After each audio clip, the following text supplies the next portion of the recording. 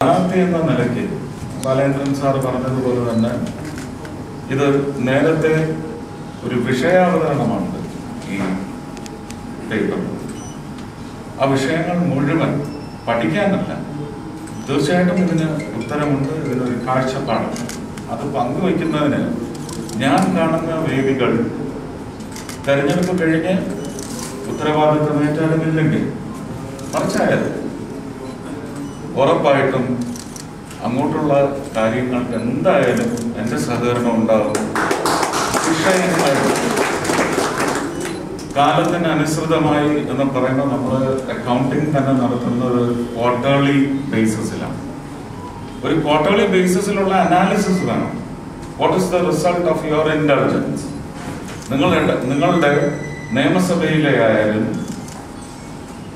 അതല്ലാതെ പൊതുപ്രവർത്തനത്തിൽ ചില സന്തുലിതാവസ്ഥകൾ നിലനിർത്തുന്നതിനും പുതുതായി ഒരിക്കലും മുടങ്ങി പോകാത്ത സന്തുലിതാവസ്ഥയ്ക്ക് വേണ്ടി നിങ്ങളുടെ നിർദ്ദേശങ്ങൾ, നിങ്ങൾ ശ്രമിച്ചതിന്റെ ഫലപ്രാപ്തി എത്ര എന്ന് പറയുന്ന വിലയിരുത്തുന്ന യോഗങ്ങൾ സത്യത്തിൽ ഇലക്ഷന് ശേഷം നിരന്തരം 5 വർഷത്തിലൂടെ ക്വാർട്ടർലി ബേസിസിൽ നടക്കേണ്ട കാര്യമാണ്. നിങ്ങൾ സമൂഹത്തില് വേലിയേറ്റം വേലിയിറക്കം എന്ന് പറയുന്നതിന്റെ യഥാർത്ഥമായ ആക്ച്വൽസ് മുഴുവൻ നേരത്തെ തന്നെ സെൻസ് ചെയ്യുന്ന ഒരു വിഭാഗമാണ്. നമ്മൾ പറയും എന്തെങ്കിലും ഒരു ദുരന്തം വന്നാൽ ആദ്യം അറിയുന്നത് താൽക്കാലികമാണ് എന്ന് പറയുന്നത് പോലെ ഒരു സോഫ്റ്റ് മീഡിയം അല്ലെങ്കിൽ റഫ് ടെറൈനിൽ പോയിക്കൊണ്ടിരിക്കുന്ന സമൂഹം, ആ സമൂഹത്തിന് ഇനിയും കുറച്ചുകൂടി റഫാവുന്ന ഒരു അവസ്ഥ എത്തുന്നുണ്ട്. ഇപ്പൊ കോവിഡ് കാലം എന്ന് പറയുന്നത് നമ്മൾ ആരും പ്രതീക്ഷിച്ചതല്ല. കോവിഡിന് തൊട്ട് മുമ്പുള്ള ബഡ്ജറ്റ് പ്രസന്റേഷനിൽ പോലും കേന്ദ്ര വ്യവസായ ഫിനാൻസ് മിനിസ്റ്റർ ശ്രീമതി നിർമ്മല സീതാരാമൻ മുന്നോട്ട് വെച്ച ആശയത്തിൽ ക്രോഡീകരിച്ച് ബഡ്ജറ്റിനെ അവതരിപ്പിച്ചുകൊണ്ട് പറഞ്ഞത് we are going to be a 5 trillion economy by 2024. ഇത് തന്നെയായിരുന്നു ഉദ്ദേശം. അതിലേക്ക് ഘടനാപരമായ സാമ്പത്തിക നയ പ്രഖ്യാപനം എന്ന് പറയുമ്പോൾ ഇങ്ങനെ ഒരു മുർക്കാങ്കടയിൽ ഒരു പഴക്കുല കച്ചവടം ചെയ്യുന്ന ഒരാളുടെ കമ്പോണന്റ് അത് വന്ന് ഈ GDP-യിലേക്ക് ചേരേണ്ട തരത്തിലുള്ള ഒരുപാട് നിർദ്ദേശങ്ങൾ അതിനകത്തുണ്ടായിരുന്നു. പക്ഷെ ഇതെല്ലാം ഒരു ചെറിയ വൈറസ് വന്ന് തകർത്ത് കളഞ്ഞ ഒരവസ്ഥയാണ്. അതിനകത്ത് ഏറ്റവും അധികം ബാധിക്കപ്പെട്ടത് ഇപ്പം പൂരം പോലെ ചെറു ഉത്സവങ്ങൾ, ഇതെല്ലാം വലിയ വിപണന കേന്ദ്രങ്ങളായി. അത് തകരും. ഇനി വിപണനം ചെയ്യുമ്പോഴും പൊരുളുകൾ വാങ്ങുന്നതിനൊരു സമൂഹം സജ്ജമായി സാമ്പത്തിക ഭദ്രതയോടെ നിലനിൽക്കേണ്ടത് ആവശ്യമാണ്. ഇപ്പൊ ഈ ഉത്സവങ്ങളുമായി ബന്ധപ്പെട്ട് ഒരു വർഷത്തെ ജീവിതം റേഷനരിയെങ്കിലും വാങ്ങുന്നതിനുള്ള പണസമ്പാദനം നടത്തിയിരുന്ന കലാകാരൻ, അത് പള്ളിപ്പെരുന്നാളായാലും ശരി തന്നെ, ഗാനമേള നടത്തുന്ന കലാകാരന്മാർ, ഒരു ദിവസം 3 സ്റ്റേജ് ചെയ്യുന്ന ആൾക്കാർ, ഇവരുടെയൊക്കെ ജീവിതം ഒരു വർഷമായിട്ട് താറുമാറായി പോയി. നമ്മളിപ്പോഴും, ഞാൻ എൻ്റെ വ്യവസായത്തെയും ചേർത്ത് പറയുകയാണ്, സിനിമാ വ്യവസായത്തിൽ ലൈറ്റ് ബോയ്സിന്റെ ജീവിത ഘടനയാണ് തെറ്റിപ്പോയത്. ആ ലൈറ്റ് ബോയ്സിന്റെ യൂണിറ്റ് പ്രൊഡക്ഷൻ, അങ്ങനെ ആ വിവിധ താരങ്ങളും പ്രധാനപ്പെട്ട ടെക്നീഷ്യന്മാരും ഒഴിച്ചാൽ ഒരു ഫിനാൻഷ്യൽ റിസർവ് ഇല്ലാത്ത ഒരു സമൂഹം എന്ന് പറയുന്നതാണ് നിങ്ങളുടെ വിപണനത്തിന് ശക്തി എന്നും പകർന്നുകൊണ്ടിരിക്കുന്നത്. ഞങ്ങൾക്ക് വാങ്ങുന്നതിന് ഇടങ്ങളെന്ന് പറയുന്നത് പ്ലെയിൻ കയറിപ്പോയി വാങ്ങുന്ന സാമ്പത്തിക ഭദ്രതയുള്ളവരായിരിക്കും.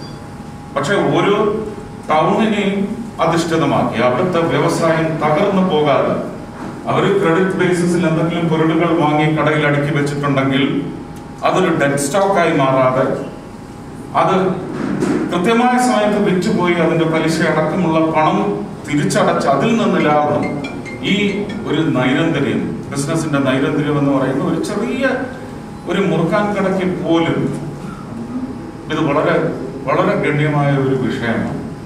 അപ്പൊ അങ്ങനെയുള്ള വിഷയങ്ങളിൽ ഒരുപക്ഷെ വന്നേക്കാവുന്ന ദുരന്തങ്ങളെയും കൂടി കണക്കിലെടുത്തുകൊണ്ട് രാജ്യത്തിന്റെ മൊത്തം ഫിനാൻഷ്യൽ റിസർവ് എന്ന് പറയുന്നത് അത്രയും സ്ട്രോങ് ആക്കുന്നതിന് വേണ്ടിയുള്ള ഒരു ബഡ്ജറ്റ് പ്രസന്റേഷൻ എന്ന് പറയുന്നത് ഒരു കോവിഡ് കാരണം തകർന്നു പോയതാണ്.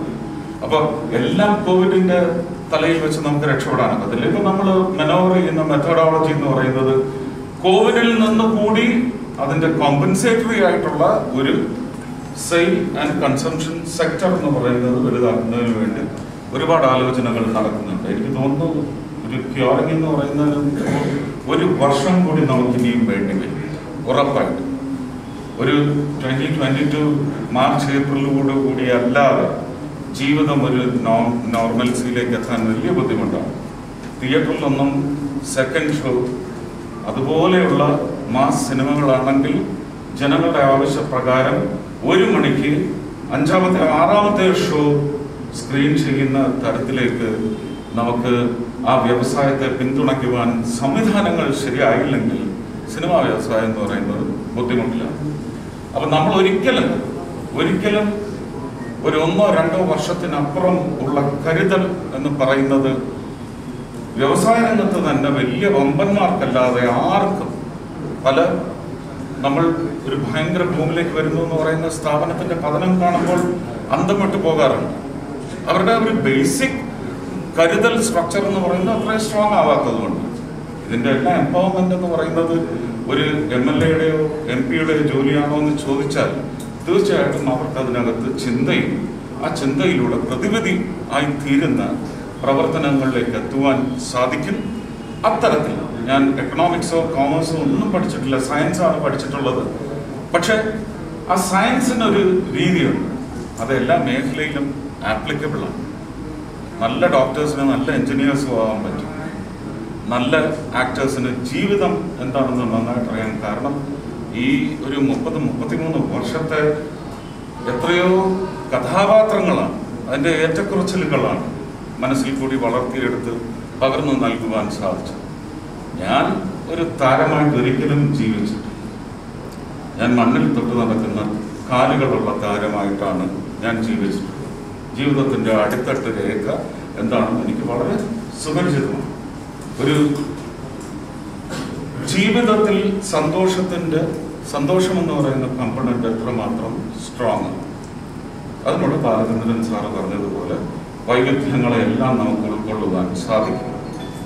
ഒന്നിനെയും ഒന്ന് സെഗ്മെന്റലൈസ് ചെയ്ത് കാണാതെ ഇതെല്ലാം ഒരു ജനറൽ നെസസിറ്റി ആണെന്ന് പറഞ്ഞ് നമുക്ക് അതിനെ പോഷിപ്പിക്കുവാൻ സാധിച്ചാൽ സന്തോഷം, happiness component should be kept strong.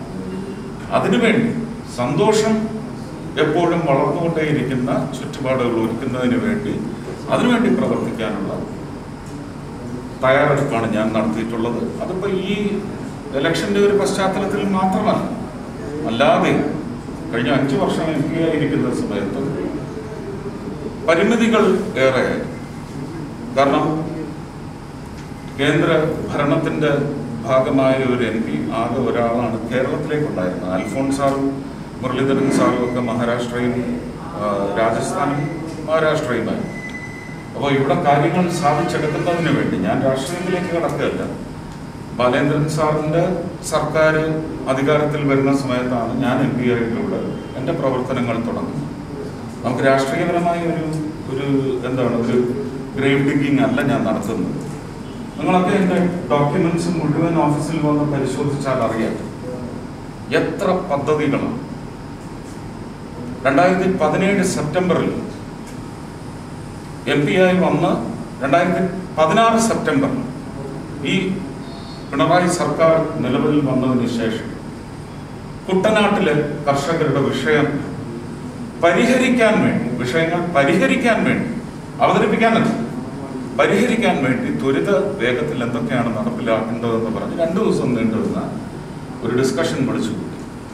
ആ ഡിസ്കഷന്റെ കാലത്ത് പത്രത്തിൽ വന്ന കുറിപ്പ്, കോൺഗ്രസ്സുകാർ ഈ ചർച്ചയിൽ പങ്കെടുക്കേണ്ടതില്ല. അവിടെ തെറ്റിയില്ല. ഇത് ആരുടെ ആവശ്യമാണ്? കോൺഗ്രസ്സുകാരന്റെ ആവശ്യമാണ്, മാർക്സിസ്റ്റുകാരന്റെ ആവശ്യമാണ്. ഒരു പാർട്ടി ഉണ്ടെങ്കിൽ പോലും, അന്ന് ഞാൻ പാർട്ടി അംഗം പോലും അല്ല, ഒരു MP ഒരു വലിയ ഒരു ഗ്രേവ് സിറ്റുവേഷൻ അത് ഓവർകം ചെയ്യുന്നതിന് വേണ്ടി കുട്ടനാട്ടിലേക്ക് വരണം. എൻ്റെ ജന്മദേശം കൂടിയാണ് കുട്ടനാട്. അന്ന് ആ ചർച്ചകളിൽ നിന്ന് ഉരുത്തിരിഞ്ഞു വന്ന വളരെ അനിവാര്യം എന്ന് പറയുന്ന ഒരു സ്പിൽവേയുടെ പ്രോജക്റ്റ് രേഖകളും വെറുതെ ഒന്നും പറയുന്നതല്ല. 2017 ഫെബ്രുവരി മാർച്ച് മുതൽ അവിടുത്തെ പഞ്ചായത്തിലും ഇവിടെ നിന്ന് അനുപമ കളക്ടറായിട്ട് ആലപ്പുഴയിൽ ഇരിക്കുമ്പോൾ അങ്ങനെ 4 കളക്ടർമാർ മാറി മാറി വന്നവര് ഇന്ന് ചെയ്യും നാളെ ചെയ്യുമെന്ന് പറഞ്ഞ് തള്ളി നീക്കി. അവസാനം ടെൻഡർ ചെയ്തു. സിൽക്കാണ് അതിന്റെ ടെൻഡർ ഏറ്റെടുത്തത്. പണി തുടങ്ങുന്നതിന് ഒരാഴ്ചയ്ക്ക് മുമ്പ് ഈ തുക അപര്യാപ്തമാണെന്ന് പറഞ്ഞാൽ ആ ടെൻഡറിൽ നിന്ന് പോയതെല്ലാം രാഷ്ട്രീയ കളി മാത്രമാണ്. ആർക്കും നഷ്ടപ്പെട്ടു. 1.25 കോടിയിൽ തുടങ്ങിയത് 2020 ജനുവരിയിൽ പദ്ധതി തുടങ്ങേണ്ട സമയമാകുമ്പോഴേക്കും ടെൻഡറിന് ഇറ്റ് വാസ് 4.73 crores. എന്നിട്ടും ഒരു വർഷത്തെ മുഴുവൻ ഫണ്ടും കൊടുക്കും ഇത് ചെയ്തിരിക്കുന്നു പറഞ്ഞ് മുന്നോട്ട് വന്നപ്പോ സിൽക്കിനെ പിൻവലിപ്പിച്ചു എന്നാണ് ഞാൻ പറഞ്ഞത്. അല്ലെങ്കിൽ ഒരു കാരണം വേണം. അതിന് 1 ആഴ്ചക്കോ 2 ആഴ്ചക്കോ മുമ്പാണ് അവർ ഈ ടെൻഡർ പിടിച്ചിരിക്കുന്നത്. ആ പദ്ധതി പിന്നെ കോവിഡിന്റെ പ്രശ്നത്തിൽ മുങ്ങിക്കിടക്കുകയാണ്. നിർവഹണത്തിന് വേണ്ടി തെരഞ്ഞെടുക്കപ്പെട്ട് കഴിഞ്ഞാൽ എല്ലാവരും ഒറ്റക്കെട്ടായിരിക്കണം. അങ്ങനെ ഒറ്റക്കെട്ടായി നിൽക്കുന്നവരുടെ ഒരു തൃശ്ശൂർ നഗരത്തിന് വേണ്ടി വികസനത്തിന്റെ പേരിലായാലും ശരി തന്നെ പുതിയൊരു കാഴ്ച എന്റെ മനസ്സിലുണ്ട്. ഇത് ലോക്സഭാ തെരഞ്ഞെടുപ്പിന്റെ സമയത്ത് പലയിടങ്ങളിലും ഇത് പങ്കുവെച്ച് നടന്നതാണ്. അത് അതിനുശേഷവും നടത്തിയെടുക്കാം എന്നുള്ള വിശ്വാസമാണ്. പക്ഷെ ഒരു ഉത്തരവാദിത്വം നിങ്ങളെ ഏൽപ്പിച്ചില്ല. അതിന്റെ വീഴ്ചകൾ ഉണ്ടായിട്ടുണ്ട്. എന്റെ കൈവശം ഉണ്ടായിരുന്ന ഉത്തരവാദിത്വം വെച്ച് മുന്നോട്ട് പോകുവാൻ ഇപ്പൊ കുറച്ചുകൂടി ഒന്ന് ഇവിടെ അതിന്റെ ആരെങ്കിലും ഉണ്ടാവും എന്നാണ് ഞാൻ വിചാരിക്കുന്നത്. ഇടിഞ്ഞു വീണ ഒരു വരി കെട്ടണമെന്നുണ്ട് ഈ റൗണ്ടിന്.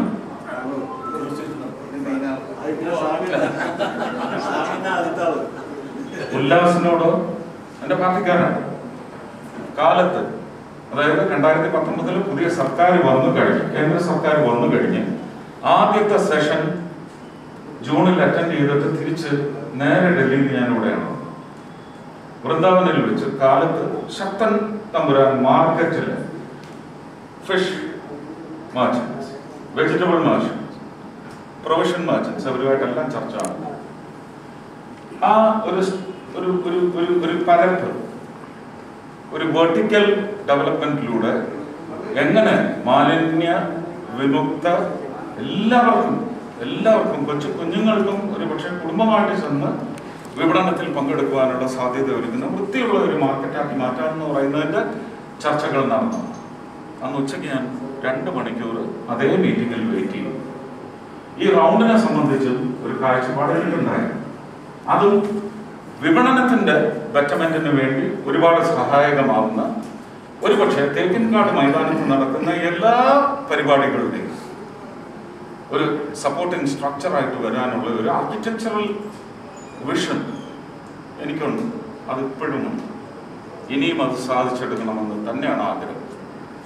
ഒരു MP ആയി വന്നാൽ മെട്രോ, കൊച്ചി മെട്രോ എന്ന് പറയുന്നത് ചാലക്കുടി വരെയെങ്കിലും എത്തണമെന്നുള്ളത്, അതും തൃശ്ശൂർ പട്ടണം തൊട്ടറിയുന്ന ഒരു വികസനമായിട്ട് ഞാൻ പറയുന്നില്ല.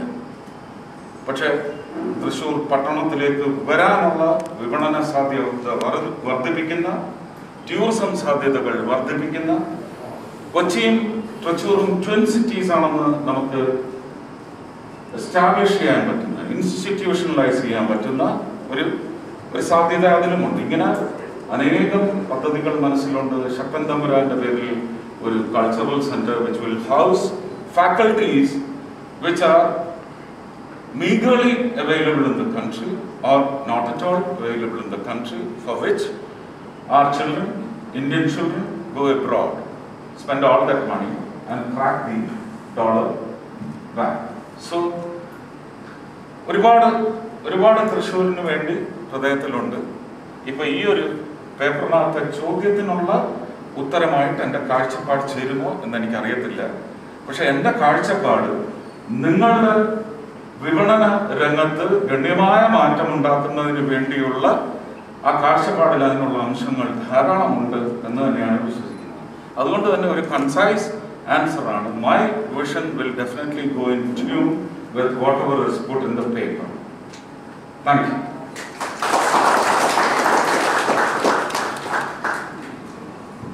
ഇവിടെ 3 സ്ഥാനാർത്ഥികളെ നാം കേട്ടു കഴിഞ്ഞു. 3 സ്ഥാനാർത്ഥികൾ കേട്ടു കഴിഞ്ഞപ്പോൾ നമ്മുടെ മനസ്സിൽ ഉറപ്പിച്ച ഒരു വിഷയം 3 പേരും ജയിച്ചു കാണുന്നു എന്ന് തന്നെയാണ്.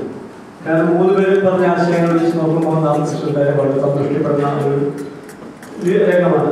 പക്ഷെ ഒരു മത്സരത്തിൽ ഒരു വ്യക്തിക്ക് മാത്രമേ വിജയം ഉറപ്പിക്കാൻ സാധിക്കുകയുള്ളൂ എന്നുള്ളതുകൊണ്ട് തന്നെ ജയിക്കുന്ന വ്യക്തി ആരായിരുന്നാലും ശ്രീ സുരേഷ് ഗോപി സാർ പറഞ്ഞതുപോലെ നമ്മുടെ പട്ടാഭിരാമൻ സ്വാമി നേരത്തെ സൂചിപ്പിച്ചു, അദ്ദേഹം ക്വസ്റ്റ്യൻ അവതരിപ്പിച്ചപ്പോൾ സൂചിപ്പിച്ചു, 3 മാസത്തിലൊരിക്കൽ എല്ലാ രാഷ്ട്രീയ പാർട്ടികളുടെയും വ്യക്തികളെ വക്താക്കളെ വെച്ചുകൊണ്ട് തൃശൂർ ചേംബർ ഓഫ് കോമേഴ്സ് സംഘടിപ്പിക്കുന്ന ചർച്ചാവേദികളിലൂടെ ഉരുവാകുന്ന ആശയങ്ങൾ സർക്കാരുകൾക്ക് പങ്കുവയ്ക്കുകയും അവരെ നടപ്പിലാക്കുകയും ചെയ്യണമെന്നുള്ളത്. ഈ പറഞ്ഞ ആശയത്തോട് ശ്രീ സുരേഷ് ഗോപി യോജിച്ചു. അദ്ദേഹത്തിന്റെ പ്രസംഗത്തിൽ അദ്ദേഹം പറഞ്ഞു, അത്തരത്തിലായിരിക്കണം വികസനം പോകേണ്ടത്. വിജയിച്ച വ്യക്തി ആരെന്നുള്ളതല്ല, എല്ലാ രാഷ്ട്രീയ പാർട്ടിയും ഒന്നിച്ചിരുന്ന് ചർച്ച ചെയ്യണമെന്ന്. അതിനൊരു വേദി ഒരുക്കുവാൻ തൃശൂർ ചേംബർ ഓഫ് കോമേഴ്സ് മുന്നോട്ട് വരുമെന്ന് തന്നെ ഞാൻ വിശ്വസിക്കുകയാണ്. അതിനുള്ള അവസരം ഉണ്ടാകണം. അത് തൃശ്ശൂരിന്റെ വികസനത്തിന് കൂട്ടായ പരിശ്രമത്തിൽ നമുക്ക് സാധ്യമാകും എന്ന് ഞാൻ ഒക്കെ വിശ്വസിക്കുന്നു.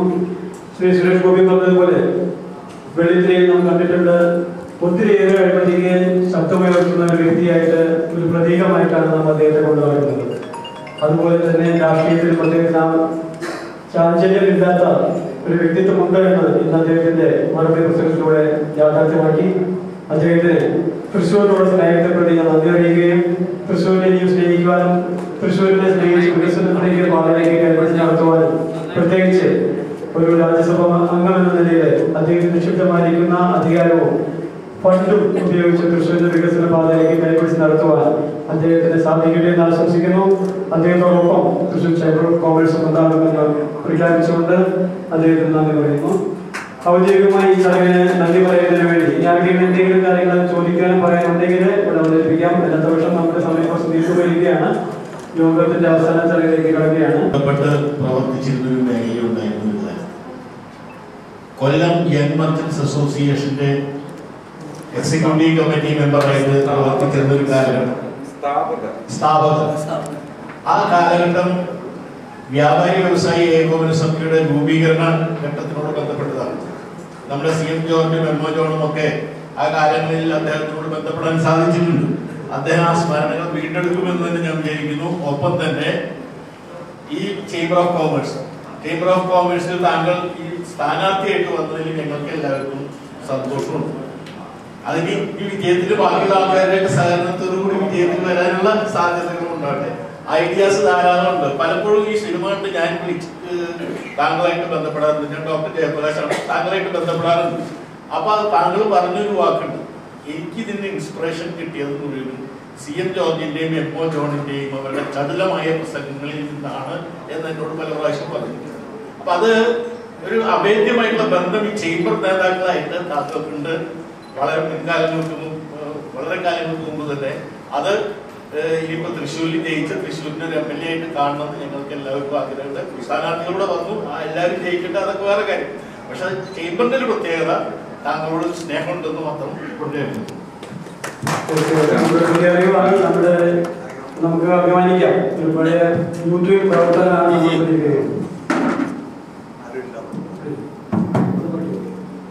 ഇത് മറന്നിട്ട് വേണ്ട ഓർക്കാൻ എന്ന് ചോദിക്കുന്ന ഒരുപക്ഷെ മൈക്ക്, പ്രസംഗം, പോസ്റ്റർ ഒട്ടിപ്പ്, പോസ്റ്ററിന്റെ പ്രിന്റിങ്, റെയിൽവേ സ്റ്റേഷനിൽ പോയി ആ മെയില് ഡെലിവറി ചെയ്തത് എടുത്തുകൊണ്ട് വരിക, അത് പശ കാച്ചി ഒട്ടിക്കുക. എൻ്റെ അച്ഛൻ വ്യാപാരി വ്യവസായി അല്ലെങ്കിൽ ചേംബറിൽ ഒരു അംഗം പോലും ആയിരുന്നില്ല. പക്ഷെ കേരളത്തിലെ ലീഡിംഗ് തമിഴ് ഫിലിം ഡിസ്ട്രിബ്യൂട്ടറായിരുന്നു. അന്ന് സംഘടനകളൊന്നും ഇല്ല. സംഘടനകളെന്ന് പറയുന്നതിനകത്ത് അന്നും വന്ന സമയത്ത് അതാത് സംഘടനകളുടെ വെൽഫെയർ എന്ന് പറയുന്നതായിരുന്നു അതിനകത്ത് അടിവരയിട്ട് ഊന്നി രൂപീകരണത്തിന് കാരണം പോലും അതായിരുന്നു.